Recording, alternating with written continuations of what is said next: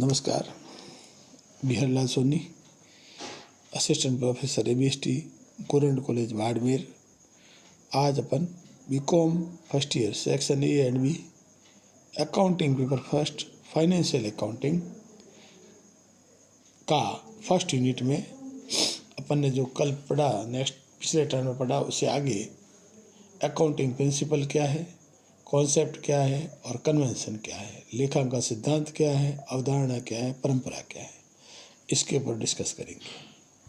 लेखांकन सिद्धांत, सिद्धांत का मतलब किसी कार्य के मार्गदर्शन हेतु प्रतिपादित या स्वीकृत सामान्य नियम सिद्धांत कहलाते हैं। किसी कार्य के मार्गदर्शन हेतु प्रतिपादित या स्वीकृत सामान्य नियम सिद्धांत कहलाते हैं। तो लेखांकन कार्य के भी मार्गदर्शन हेतु जैसे नियम बनाए हुए हैं, वो नियम सिद्धांत है। सिद्धांत को अपन दो भागों में बांटेंगे।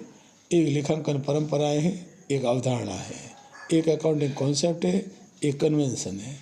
कॉन्सेप्ट बना अवधारणा, कन्वेंशन बना परंपरा। अब सिद्धांत के दो भाग हुए, अवधारणा परंपरा। अब अपन चलते हैं अवधारणा क्या है।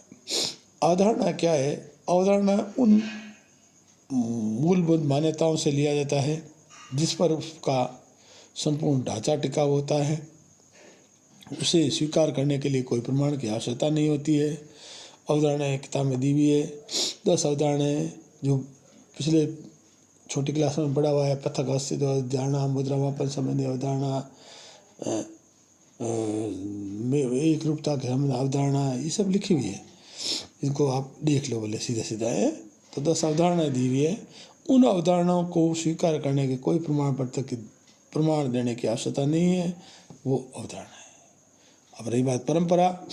परंपरा क्या है? उपयोगी एवं महत्व के अनुसार कुछ चीज़ें अधिक प्रचलन में आ जाती है। धीरे धीरे वो जीवन का आवश्यक अंग बन जाती है। बाद में ये जो प्रथाएं हैं, परंपराएं के नाम से जानी जाती है। ये परंपराएं धीरे धीरे सर्वमान्य हो जाती है, नियम सिद्धांत व अवधारणाओं के रूप ले लेती है। ये परंपराएं धीरे धीरे सर्वमान्य हो जाती है। इसमें पहला है अनुदारतावादी अवधारणा या रूढ़िवादी अवधारणा। रूढ़िवादी है कि एक स्टॉक का मूल्यांकन बाजार मूल्य, लागत मूल्य दोनों में से जो भी कम पे करना चाहिए, ये रूढ़िवादी है। अब किसी नियम नहीं है, फिर भी परंपरा है तो चल रही है। पूर्ण प्रकटीकरण अवधारणा, ये परंपरा ये कहती है कि जो बैलेंस शीट होनी चाहिए वो फेयर एंड ट्रू होनी चाहिए, कोई बात छुपी हुई नहीं रहनी चाहिए। ये पूर्ण प्रकटीकरण हुई। महत्वपूर्णता की अवधारणा ये कहती है, परंपरा ये कहती है कि महत्वपूर्ण वस्तुओं का ही लेखा होना चाहिए। एक रूपता की अवधारणा ये कहती है कि जो भी नियम बनाए जाए, जो भी पद्धति अपनाई जाए, उसमें एक रूपता रहनी चाहिए। इस साल एप्सन फिक्सेशन विधि से लगाया, कल अगले साल क्रमागत पे लगाया, फिर कोई और विधि चेंज कर दी। ऐसी विधि चेंज नहीं करनी। फिर आता है कानून के पालन की अवधारणा। ये कहती है कि सरकार जो कानून बने हुए हैं, टाइम पे समय पे रिटर्न भरना, खाते बनाना, तो कानून की पालना करने का भी परंपरा है। तो आज अपन ने क्या पढ़ा? पहला पढ़ा अकाउंटिंग प्रिंसिपल क्या है, और प्रिंसिपल किसी कार्य करने के मार्गदर्शन हेतु प्रतिपादित या सामान्य स्वीकृत नियम को प्रिंसिपल कहते हैं, सिद्धांत कहते हैं। स्वीकार करना मतलब किसी के कार्य के मार्गदर्शन हेतु प्रतिपादित या स्वीकृत सामान्य नियम। सिद्धांत दो भागों में बांटा है, परंपरा और अवधारणा है। अवधारणा, परंपरा। अवधारणा का मतलब कॉन्सेप्ट, परंपरा मतलब कन्वेंशन। कॉन्सेप्ट किसको कहते हैं? उन मूलभूत मान्यताओं से लिया जाता है जिन पर उस विषय का संपूर्ण ढांचा आश्रित है, जिन्हें स्वीकार करने के लिए कोई प्रमाण पत्र की आवश्यकता नहीं होती है।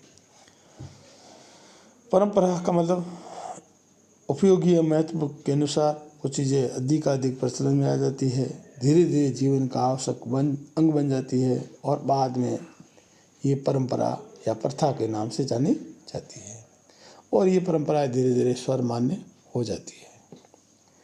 इसमें अधोदारतावादी परंपरा या रूढ़िवादी परंपरा, पूर्ण प्रकटीकरण की परंपरा, महत्वता की परंपरा, एक रूपता की परंपरा और कानून के पालन की परंपरा। ये परंपराएं मुख्य है। अवधारणा पढ़ी तो आज अपन ने सिद्धांत, प्रिंसिपल क्या है, प्रिंसिपल के 2 भाग हैं, अवधारणा परंपरा, तो सिद्धांत के ही भाग है 2।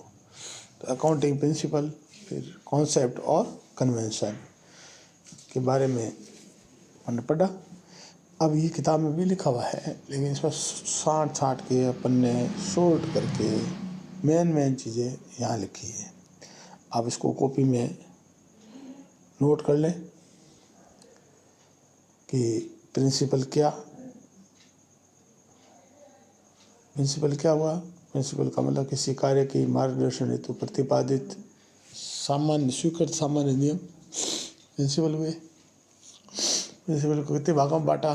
2 भागों में, लेखांकन, अवधारणा और परंपरा। और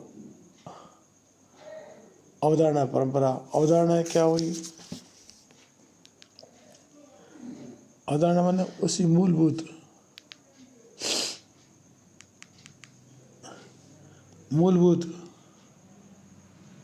मान्यता से,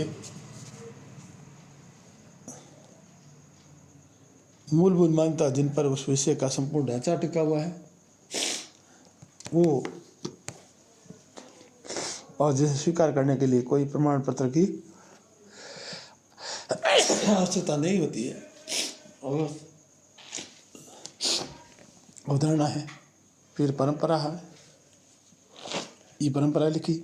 आप इसको कॉपी में नोट कर लीजिए। धन्यवाद।